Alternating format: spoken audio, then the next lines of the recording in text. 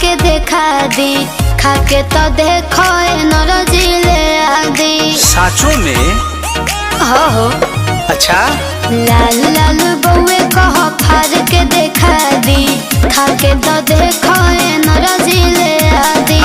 ऐसन मजा न मिले मिक्सचर भुजा के हो मिक्सचर भुजा के हो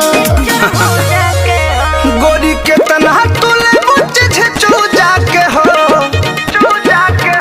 गोरी के तन्हा तुले मुझे चूजा के हो बोल का भाव बातर पूजा के हो अच्छा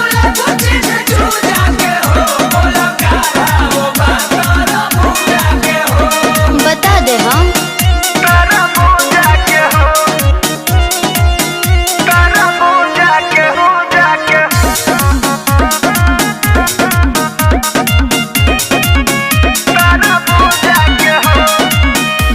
रुपया में आधा किलो जिसको लेना है के हो ले लो। अरे हम ले हबो दोसर के ली सचो अरे रेटा जेला वही बुसाही हम ताले हम ले लो जाही रुपिया कहबुए गोरी तही रुपिया दे हम खइबो तो देह के बढ़ा दी उरुजा के हो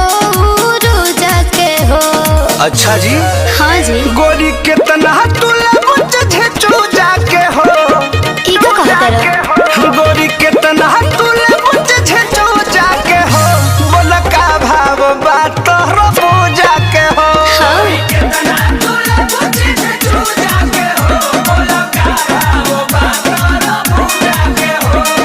रौरे बता दी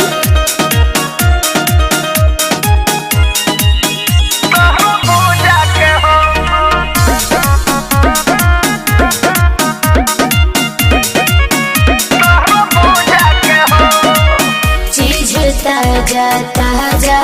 हवे खइबा तो बहड़ी मजा बउए का सोचता रह हाय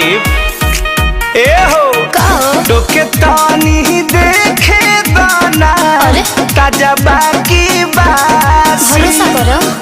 तहबे तहकिन है सोनू हाँ। मनुष्य हातासी ऐसे न मिले सवार पर मत खोजा के हो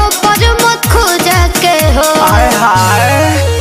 गोरी के तन्हा तुला मुझे चूजा के हो बुची के तन्हा तुले मुझे चूजा के हो काजी बोल का भाव बात पूजा के हो हाँ